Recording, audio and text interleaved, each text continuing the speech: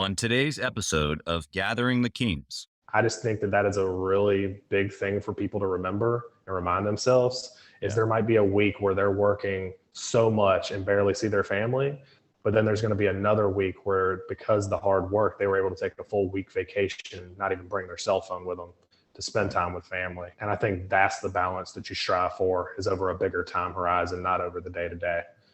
You are listening to Gathering the Kings with Chaz Wolfe, featuring fellow 7, 8, and even 9-figure business owners who have real battle scars from business and life, but have prevailed as the king that they are designed to be.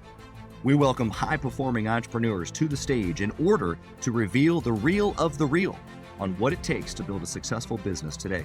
We dissect the good and bad decisions they've made along the way that give a true and accurate picture of the journey of success and how you too can get there.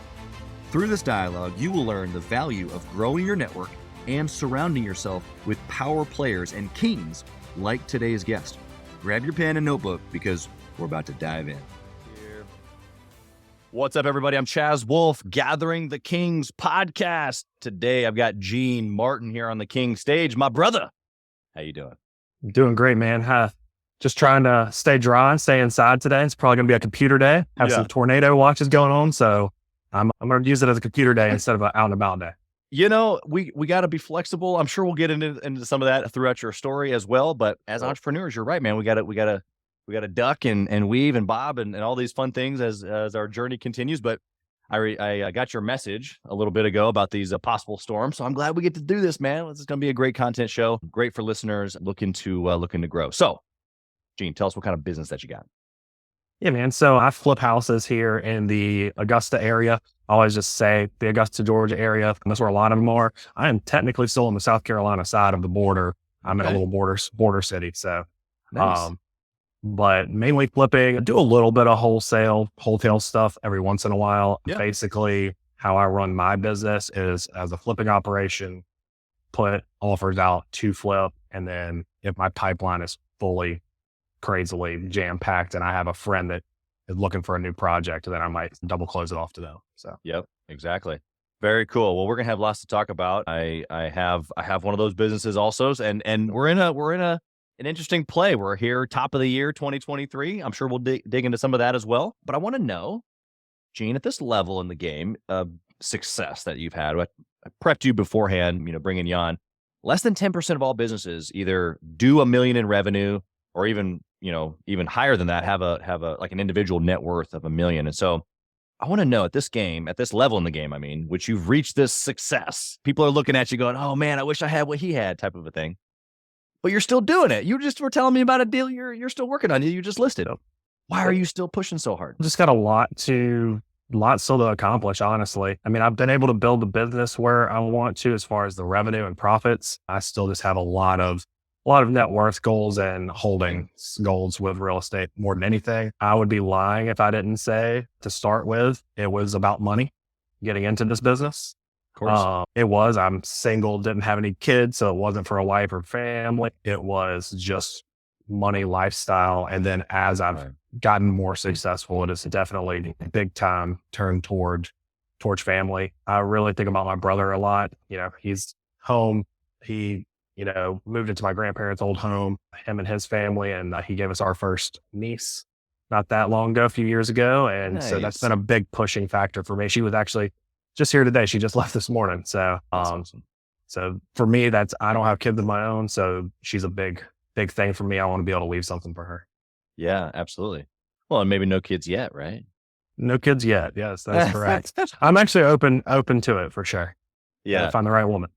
Absolutely. And when you do, all the success that you have already had is going to skyrocket. I can tell you that much. Most listeners will probably agree. I say that to myself all the time, and I try not to put myself in that bubble because I'm like, okay, I can still do this even without that. But there's that piece of me that always thinks like, I know if I had that partner, I think it would take me to another level. It's interesting. I don't get into this a whole bunch, as far as like stuff about me on the show, but the reality of it is that whether she's involved in the actual business or not. So my wife's not necessarily involved in the tactical day-to-day at all, like in any of my companies. However, actually I take it back. She runs one of our STRs, but that's just like, she wants something to do. Okay. But let's be honest. I'm a better man. I'm a better thinker. I'm a better leader. She challenges the way that I think, makes me think bigger. And so when I come to the businesses and I put in effort as the individual owner, if you will, I'm better. The businesses are better. My leadership skills are better because she forces that out of me on a regular basis, whether she's tactically in the businesses or not. So I just want to encourage you that maybe she's business minded, maybe she's not. It doesn't really matter, but she's going to be your wife, which means that she's going to push you to be the best version of you, which makes everybody else in your kingdom get the benefit, which is really, really cool. That is correct. Yeah. All right, dude. So let's talk about just like your history a little bit. Let's talk about how you got into this. I mean, fixing and flipping is kind of a buzzword, has been the last couple of years, but like, tell us your story. Yeah, man. So I actually got into it only about 5 years ago. I was a customer service person my whole life. I got my first food and bev job in a restaurant at 15. Never looked back. I turned 21 and moved to Charleston, South Carolina, which was a lot of fun. And so all we did, we served, bartended, and just made friends and had a good time. Went back to school, got a finance degree, and was literally planning on moving to Charlotte, North Carolina to take a banking type finance job.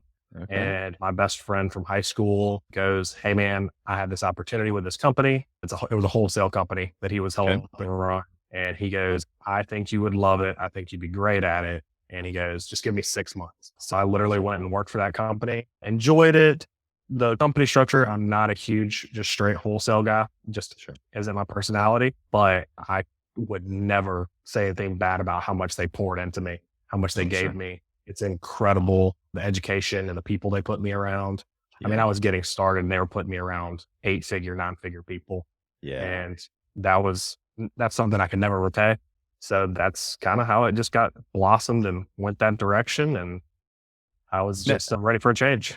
Yeah, it's interesting how you said it's not your personality. I can make some assumptions because I'm in a similar vein to you, but I want you to share. What do you mean that wholesale wasn't your personality, but maybe fixing and flipping is?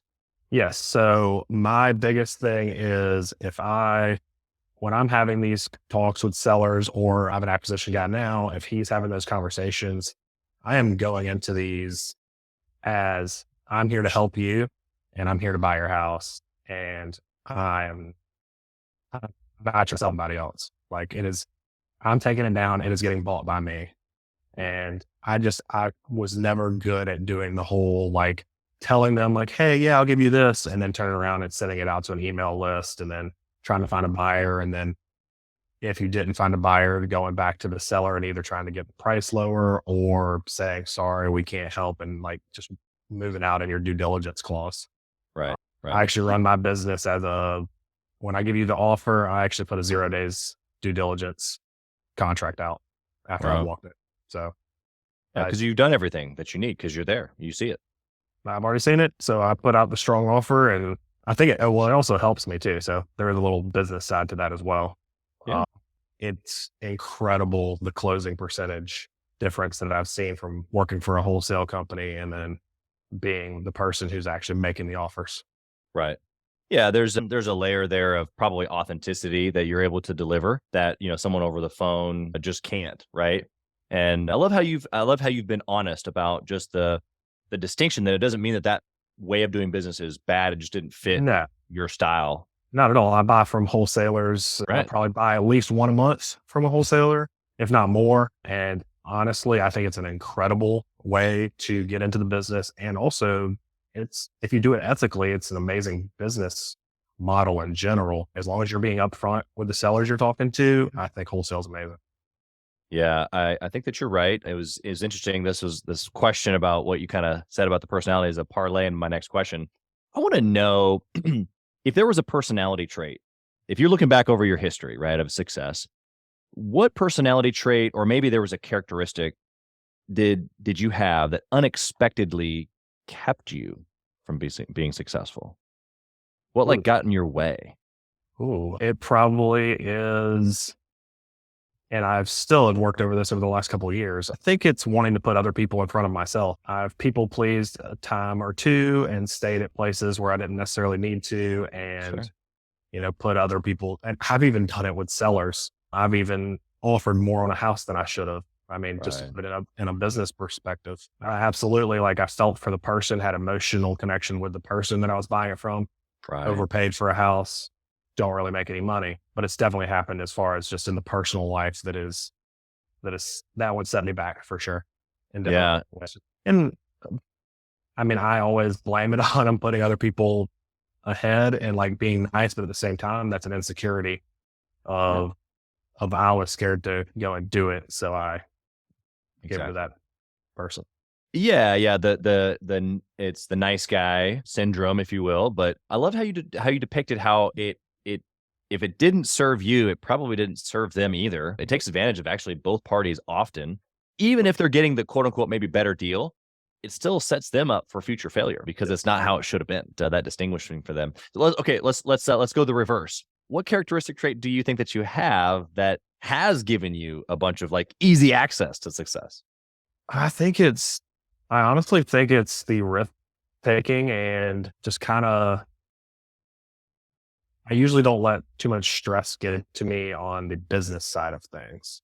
Yeah. Um, I've been good, not as good on the personal side sometimes. I think we all struggle with different stressors and anxieties Yeah. and insecurities and things. But as far as on the business side, just kind of, it took me a little while, but after about a year into this, it's just a switch flipped and I'm just willing to take risks. And I think even like I'm used to only making money off of the work that I do. So, I mean, that's kind of the biggest thing is I just think I'm just so used to it. I'm used, even in, 'cause like I said, even in the food and bev industry, like, yeah, you technically have a job and people are coming to you, but you Right. still have to work and like you're looking for tips. Like, so Right. I'm used to my service portraying how much money I'm going to make.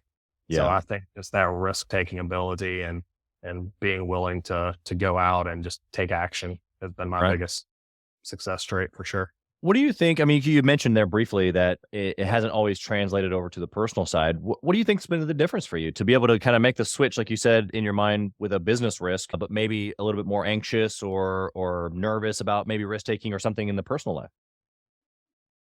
The hard conversations. which I goes think back to the other characteristic trait. yes, it does. Yep. Sure. So, which I've read Fierce Conversations. I need to implement it more. I mean, it really is. I think that's one of the biggest things there is just not, not wanting to have the abrasive conversations. And I just listened to Alex Hormozy the other day and he was talking about that kind of stuff. And it's just like, and he put it in that perspective, that flip that you just did a minute ago. And his was on firing someone, not even necessarily just like not having a friendship anymore or whatever it may be that you need to separate. But he Right. was talking about that that's actually a pride issue. And it actually could be you projecting on them, like with them with not wanting to have that conversation. Yeah. It can be more on yourself than you actually being worried about how it's going to affect them. Yeah. Understood. Yep. Keep our conversation rolling. This good and bad kind of dynamic, but I want to switch it to decisions. Tell us about a good decision, especially you said you've been doing this for 5 years. Maybe early on, a good decision that you can think back on that was just like, man, this one thing propelled me forward majorly. Oh, What I is know it? it. I know it. So, Good. What is it? so I worked for that company in Charleston for a year. And like I said, fantastic people, guy named Brandon's one of my best friends from high school. He ran it, but a guy named Matt Bell owned it. They were great to me, but one of my best decisions because I knew it wasn't for me doing the wholesale side and doing it virtually. We were doing it in a couple different cities from Charleston. Right. My best decision I ever made is moving to Augusta. I moved here and partnered with a guy here locally and ran all of his off-market stuff for him. And he just took me in, helped me out. He connected me with all the right people. So point being, I took the jump to find the who and not the how. Yeah. And that was the best decision I ever made is finding the right people versus trying to find the right information. Yeah. Information is so good, but information is everywhere. And sometimes it's hard even to know what information that you might need. I love information. I love taking in information. I take it in rapidly. I think we all do at a high level, especially entrepreneurs. But the people, man, the who, the connections, the relationships. We talk about it in the Gathering the Kings Mastermind. We talk about leveraging certain things. One of those things is key relationships, and how when you make that change, like you just talked about, when you make the switch to leveraging relationships, it it is a game changer. It is literal leverage where things start dramatically going up by the tens and the hundreds and the thousands, depending upon what we're tracking. But that 1 or 2 or 3 or 10 or 20 key relationships over the course of just even a few years can literally change everything, which is pretty intense when you think about it, you know? Oh, I can't, it's crazy. I mean, I went from a job to then partnering with that guy and running his stuff for him to then just a year in, we sat down. He told me that. He said, I don't want to be able to afford you in a year, is actually what he told me when I came on with him. Awesome. Sat down 13 months later, actually, and went to renegotiate. And he was like, I think this is time where I can't afford you. It's time for you to go do your own thing. So I was able to move that fast through the next step by finding the right shoe. Yeah, I love that. Okay, let's flip the script here. What was a bad decision that you made? Something that, didn't kill you, obviously, but man, it was rough. What was it? Let's see here. I mean, straight business wise, I think that so probably my worst mistake I've made on the straight real estate flipping business side is letting emotion get in the way, and bought a house that I looked at as possibly one for myself personally. So I overspent on it. Yeah. Bought it too high because I liked the location. Then I over renovated it because I thought I was in there, and then looked past a couple problems with the property because I was going to personally live there. And then things just changed in life where I wasn't able to keep that one at the time and had to sell it. And that was a big stressor, big learning lesson. It stressed a business relationship as well a little bit. It was kind of like the last nail in us. It wasn't nothing bad. Just we knew that it wasn't working flipping together. And then we bought that one in that entity as well. Yep. So I then claimed it out of that entity into myself personally, took a huge loss, and it actually set me back for probably, this was early on, this was a few years ago, but it probably set me back from keeping a few rentals over 6 months. Yeah. So that's probably the worst business decision I've made. Yeah. Well, it's super practical, right? There could be guys listening today that are in real estate or maybe not, but there's things that we've spent money on, or in this case, made a decision that was maybe emotionally driven, and it just doesn't work out on the backside. And so it feels cold, right? So now we're getting even back to that personality trait again, that nice guy. It's like, man, you want to just do right by people. And it feels like you don't do right sometimes if you're cold or if it's only about the numbers. But the reality of it is that if you keep doing deals like that, you're not going to be able to help anybody, let alone yourself. Yeah, that is 100% correct. And it's been a good learning lesson over the last year to 2 years. And you have to have emotion in it. It makes you authentic. Right. It helps. I'm in a new business partnership that I have right now. We were having lunch not long ago, and he actually made the comment that was one of the things that drew him to me, was the fact that he knew that he had a good person there that was going to go out of their way to make sure he didn't get screwed in some kind of way. Yeah. So it has its ups and downs and benefits. It's just trying to take as much emotion out of it as possible on the business side. 100%.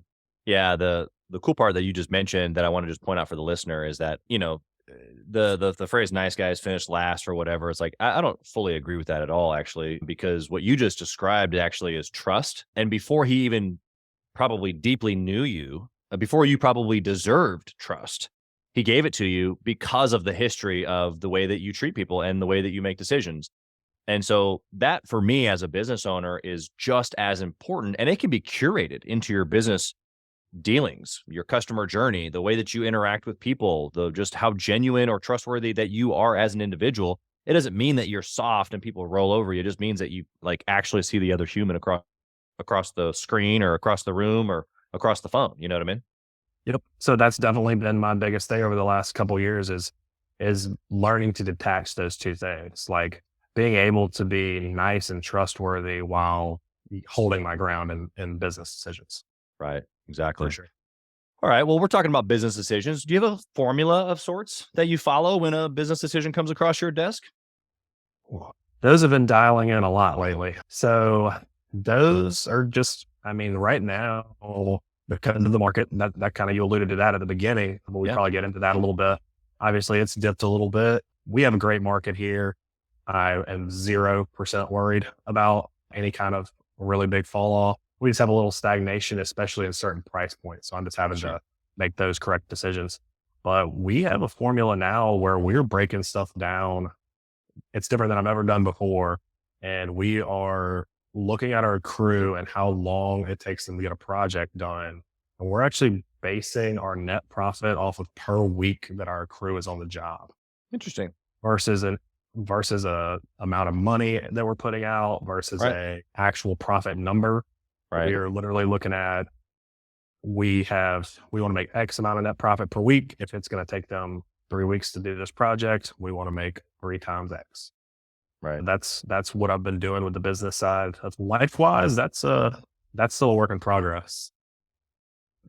I'm trying to get better on making those decisions a little bit wiser. I do make sure that I do things that are going to fulfill me and make me happy, but I need to also use a little bit of my business acumen in my life decisions too.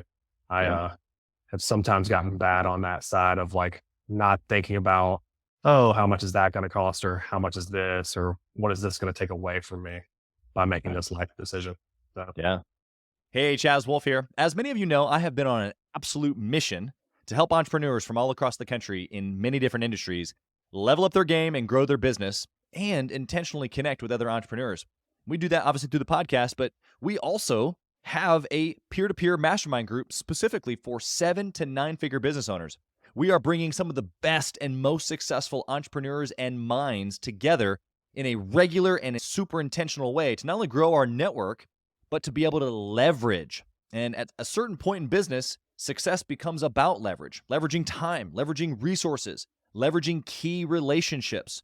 This is exactly what we're doing inside of the peer-to-peer mastermind group called Gathering the Kings, specifically for 7 to 9 figure business owners. So if that's you, if you're ready to level up your 7 to 9 figure business even to the next level and get around other big hitters just like you, I want you to go to gatheringthekings.com, fill out a short application, and it'll come to an application call with me, and I want to chat with you to see if it might be a good fit. Talk soon. Yeah, it just sounds like a calculation that you've gotten pretty good at in business. You're realizing that it also applies in life. That's been the biggest journey over the last probably year or so, is just learning that a lot of these things do coincide on both sides and just learning where they do. Yeah. Yeah. It's a big reason why I actually go over good and bad decisions here in the show. I'm just a firm believer that we are today where we are based on the decisions that we've made, good or bad, no judgment one way or the other. We just have to be honest about it and go, look, I am where I am because of what I've done and what I've decided to do one way or the other. And so, which then also gives us immense power, like you said, to be able to say, okay, I've been going through this journey. So now if I have this realization and I understand actually when I make decisions, it affects the 1 year from me now, or the me 20 years from now, I put a little bit more weight on those decisions, not for stress and anxiety, but because it matters. Because it matters. Yep. That framework of thinking what's going to matter in the future has been huge for me. Yeah, I love that, man. What would you say is like a tactic that you've used in business or in life to remain disciplined? We kind of kept this vein of decision making, but discipline is so close to it. Any thoughts around discipline? So I think, my discipline that I've been trying to enact lately, I do think that routines and stuff are very important. I got my biggest push in the right direction, funny enough, I listened to How to Make Shit Happen by Sean Whalen. Great book. And it's a great book, and it's wonderful on audio. It's short, and it also just short to the point, and he's funny. So it's a great listen on Audible. And that one helped me with my discipline. I started doing the Core 4, which then led me to doing some Andy Frisella stuff, which is what I follow now as more of like a power list. And it has been a game changer for me. So I put down 2 personal things and 3 business things that I'm going to do every single day when I get up. And then I write down what I was grateful for the night before. It's just a bookending the day. Yep. Is really what's been the biggest thing. I don't think there's a right or wrong answer on what your structure has to be, on what you have to get done every day. But I think that the discipline to bookend your day, start your day right, and end your day right is huge. Yeah. Love that mindset. I've done the same thing with goal setting, but same thing. Open the day, close the day. I love that mindset. All right, Gene, I'm gonna go to the speed round here. I'm gonna come at you in a little different angle. My first question is around metrics. There's obviously a lot of metrics in real estate. There You can is. only pick one though to track forever and ever. What would it be? So we're going all in on tracking that net profit per week of work. Love And it. we want to continue pushing that farther and farther. I'm the person that does all the marketing.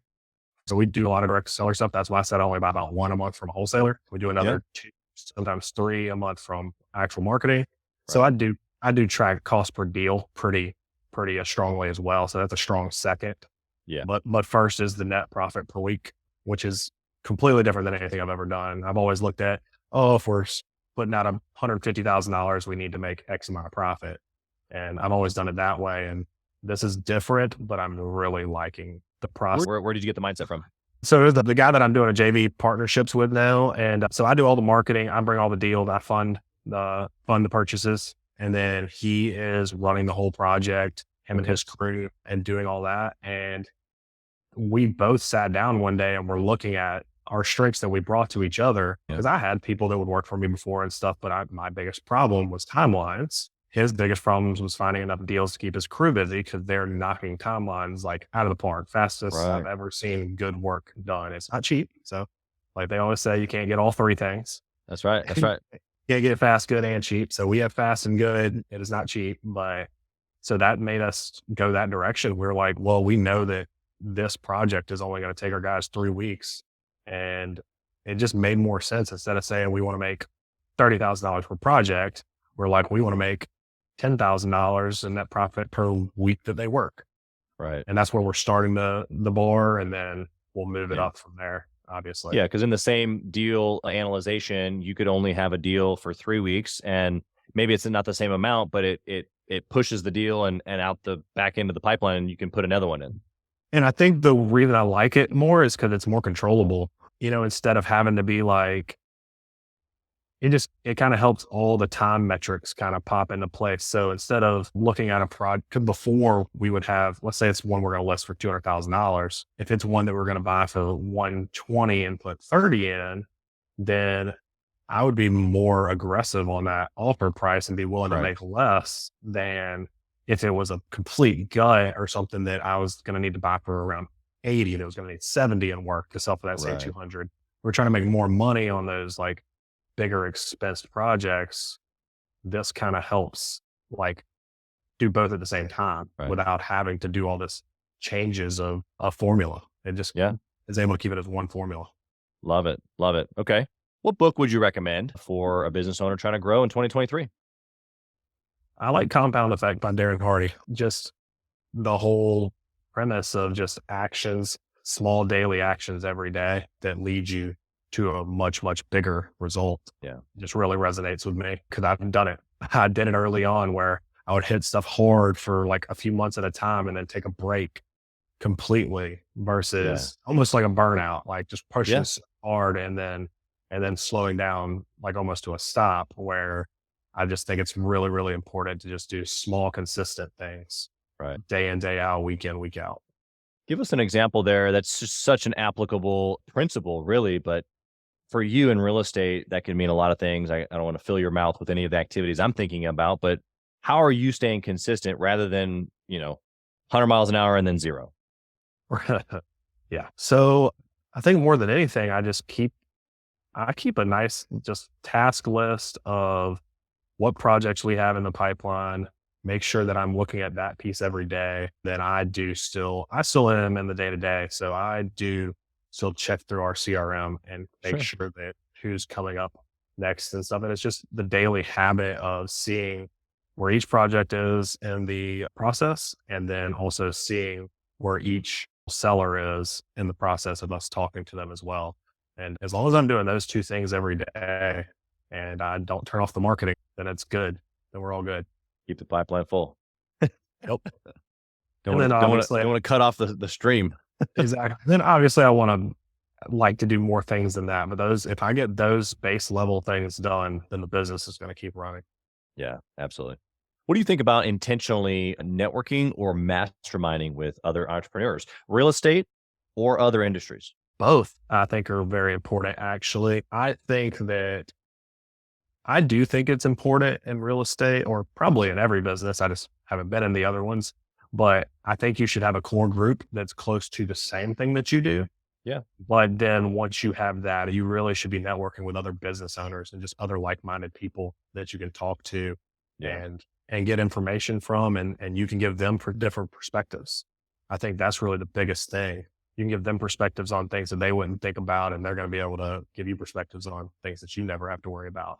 Whether it may, I don't know, maybe it's inventory or something like that, which I don't have to deal with in real estate. So I think that just talking to other high-level people is incredibly important. It's something I've been very intentional about, especially in the local area. And I've done a little bit of national stuff as well. And I think my biggest push right now is continuing to be connected locally. Yeah, that's incredible. Yeah, you're right. Because rubbing those shoulders, it's funny how you mentioned inventory, how it's just like so far from something that you deal with personally on a daily basis. But it's funny when that person in this, example that you gave is talking about inventory, it's not the inventory solutions that you're listening to. No. It's his mindset. It's the way that he makes decisions. It's who was involved. How did he orchestrate the situation?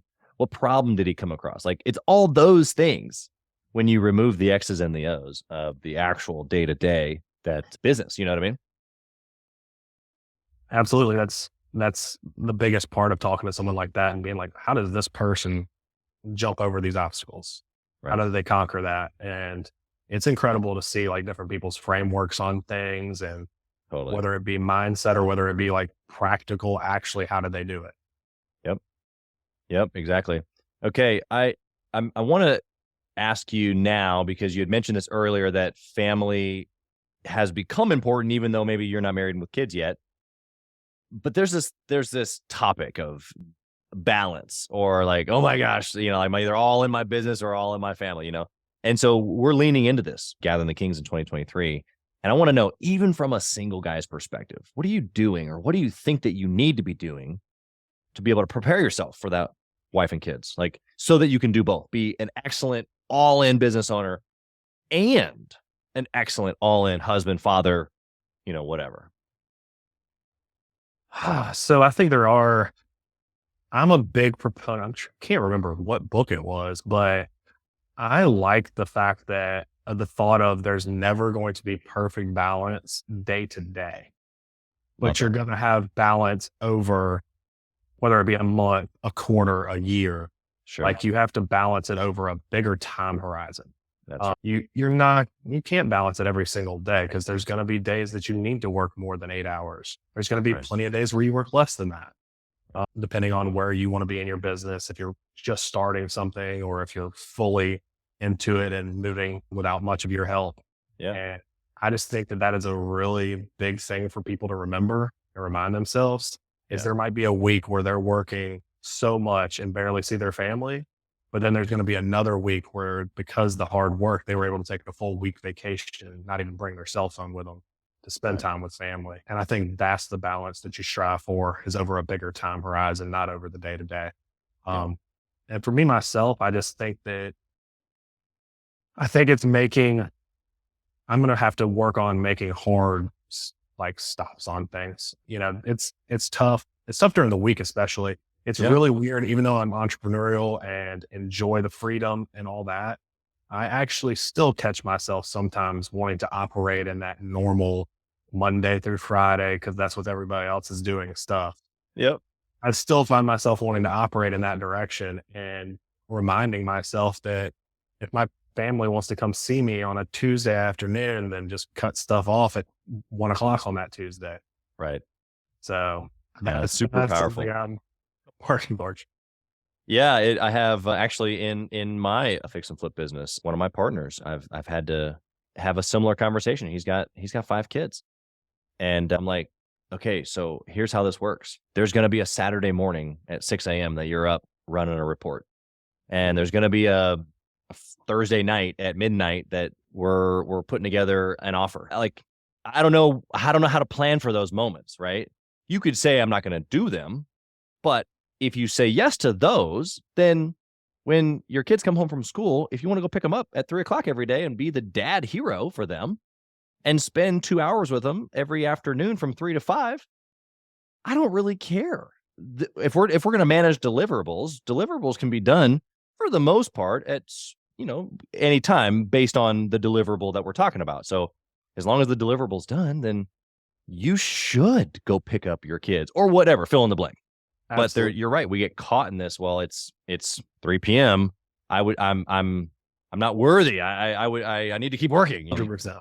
And that's just not the case, man. Like I know later tonight after I put them down, I'm gonna be in the office. I just know it, right? Because we love to do that. So what does it matter if I took 4 hours earlier? Right. And I was just thinking about they were doing a mindset thing the other day. I was listening to a framework and they were talking about the whole, like, a lot of successful people have this, like, they think they're like a little bit better. Like they think that they can achieve great things. That's the way I like to put it. That's the way I like to work. You believe in yourself and that you can achieve great things, but then you also have these insecurities. Totally. Like you have like the massive insecurity, like, oh, I've got to work. I've got to fill this. I've got to, whether it be money or whether it just be fame or whatever it is for you as a person. Yep. You have this like insecurity things. And I think that's what kind of bleeds into that. Like, it's 4 on a Wednesday. I can't stop working. Right. And it's like, yeah, you can. Yep. So. Yeah, it's a huge dichotomy. And it was Alex Hormozy that you were listening to because he talks about this superiority complex that we have. We think we're better than everybody else. But then in the same sentence, we're like, am I enough? It's like this constant battle. But it's that third point that he made, actually. It's the discipline that keeps us moving, even though there are times where we feel maybe super arrogant or confident. But yet there's other times where we're like, I'm stumbling all over myself. It's the discipline. It's those things that you mentioned earlier of just stay consistent, keep going, that we can look back 5 and 10 and 20 years later and go, man, look at all this. Like, I'm so glad that I just kept going, right? Like persistence, The persistence is very key. Yeah. And you don't realize like how much it's compounding until you take the time to reflect and look back on what you've accomplished. That's right. Yeah. And it is super powerful, especially for anybody who's listening with real estate, especially for people who are just getting started. I've got some pretty big business owners in my network who are just now getting started in real estate. So you can build a big business and just be brand new in real estate. And the reality of it is that real estate, there's multiple components that take time. And being a real estate investor myself, I can look back over the last 6 to 10 years and different investments that I've made and be like, that sucker, I'm glad it just kind of popped up on my radar. Man, I could go, that's a good little bit amount of money there. That's kind of cool. It just the things that you don't really calculate, you do, but it's not a day-to-day calculation. Like you mentioned earlier, it's a balance over the course of time. You look back 6 to 10 years and you're like, I freaking made a good decision. I'm glad I did that. I'm really glad I made that one. Yeah, exactly. All right, I got one last question here for you, Gene. This might seem a little bit odd because you're a young guy, but the question is this. You could whisper in the younger Gene's ear. What would you say? Ooh.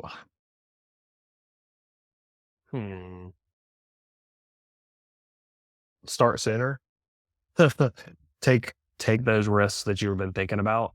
I think that I put it off for too long and was just stuck in a cycle of, I'm trying to think of the word to use for it, but I don't know. I think I got out of school and was just in my 20s, just having fun and looking at things and looking at shiny objects, but not willing to delay gratification. So that's actually, so go on that point of starting sooner. That's what I would tell myself is, hey, work on your delay and gratification. That was my biggest problem in my 20s. I had no clue how to do it. I was never taught how to do it, never had the discipline on it. And that is something that I wish I would have started about 5 to 10 years earlier than I did. Yeah. Yeah. Such a unique principle that even many successful people struggle with because there's always the shiny thing.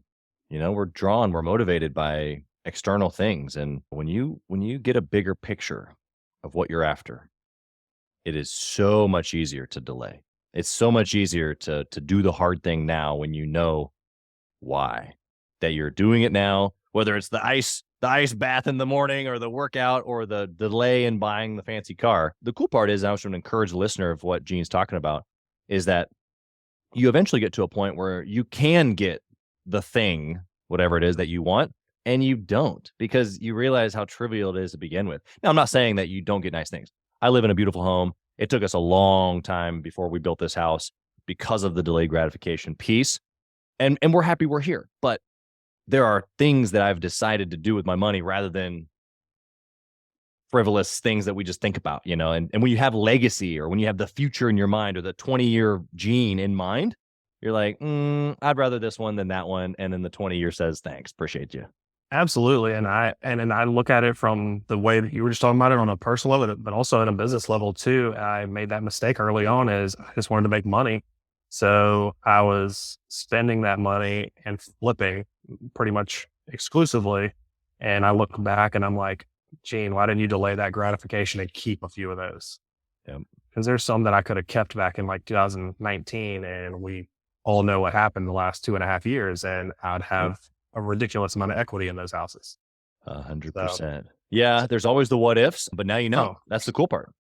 That is the cool part. So that's the cool part. That would be the information I'd give myself, because I don't like to regret anything. So I wouldn't go back to myself and be like, hey, keep this, you're going to regret that. It would just be like, hey, just follow this principle of delaying gratification for a little while. Exactly. Love it. Gene, how can the listener connect with you? Maybe they want to chat real estate. Maybe there's a deal that they want to go in on with you. Or maybe they just want to pick your... So it's just Gene Martin on Facebook. And then it is FG Ball 87 on Instagram. One of these days I'll do an actual business one. So maybe that'll happen one day. But so I post a lot of stories on there. You'll see me walking through houses and things like that. That's a big push for this year, is some more actual content.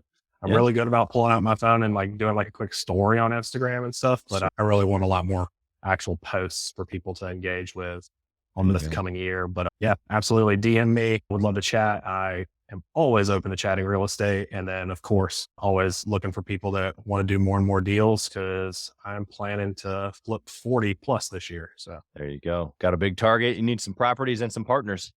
Exactly. I got the properties coming in. So I just need the partners on the lending side. That's awesome. Well, I'm sure there's somebody listening who wants to do a deal with you. We just so appreciate you coming, man, being honest, vulnerable even. I just love your story. Just really wish nothing but the best for you. Obviously, 2023 is upon us, and blessings for you and your business, your teams, and your partner, all that's involved. We really appreciate you being here, Gene. Thanks. Yeah, man, I appreciate it, Chaz. Thanks a lot for having me. Thank you for listening to Gathering the Kings today. I hope that you were able to pull out a few nuggets to go apply into your business right away. More importantly, though, I hope that you're realizing that it takes more to be successful than just being by yourself, doing it all on your own, carrying the weight all by yourself.